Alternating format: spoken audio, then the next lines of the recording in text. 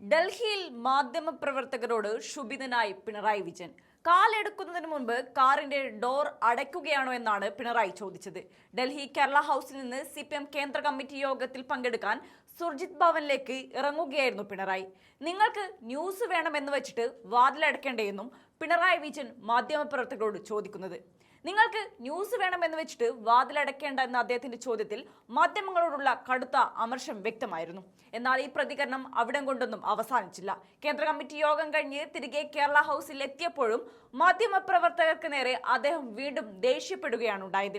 എന്തെങ്കിലും പറയാനുണ്ടെങ്കിൽ ഞാൻ പറയുമെന്നും നിങ്ങളിവിടെ ഈ വടിയും പിടിച്ച് നിൽക്കേണ്ടതില്ല എന്നുമാണ് പിണറായി പറഞ്ഞത്. ഇത്തരം പ്രതികരണങ്ങൾ അദ്ദേഹത്തിന്റെ മുൻകാല പെരുമാറ്റങ്ങളുടെ തുടർച്ച മാത്രമാണ്. കേരള രാഷ്ട്രീയത്തിൽ ഏറെ ചർച്ച ചെയ്യപ്പെട്ട കടക്കുപുറത്തെന്ന പ്രയോഗം മുതൽ മാധ്യമപ്രവർത്തകരെ ശത്രുപക്ഷത്ത് നിർത്തുന്ന ഒരു ശൈലി പിണറായി വിജയൻ നിരന്തരം സ്വീകരിച്ചു പോരുന്നതാണെന്ന് നമുക്കെല്ലാവർക്കും അറിയാം.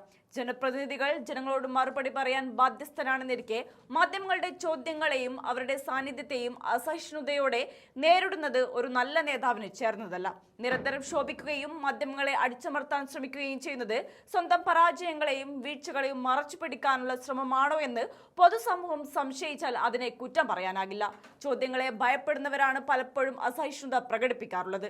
മാധ്യമപ്രവർത്തകരോട് ക്ഷുഭിതനായി സംസാരിക്കുന്ന പിണറായി വിജയന്റെ ആ വീഡിയോ ഒന്ന് കണ്ടു നോക്കാം.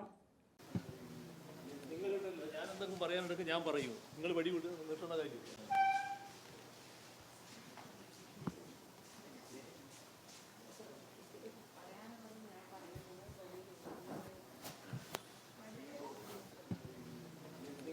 ഞാൻ എന്തെങ്കിലും പറയാനുണ്ടെങ്കിൽ ഞാൻ പറയൂ. നിങ്ങൾ വടി വിട്ട് നിർത്തുന്ന കാര്യം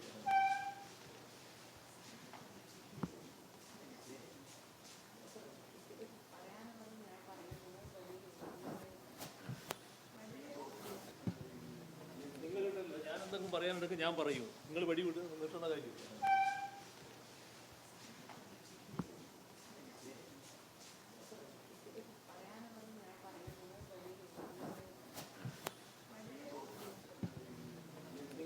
ഞാൻ എന്തെങ്കിലും പറയാനുണ്ടെങ്കിൽ ഞാൻ പറയൂ. നിങ്ങൾ വടി വിട്ട് നിർത്തുന്ന കാര്യം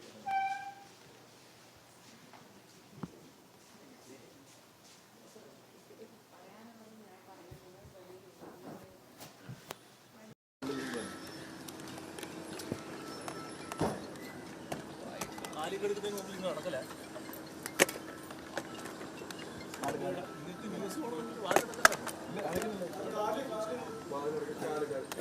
ബാക്കിലോട്ടില്ലേ ബാക്കിലോട്ട്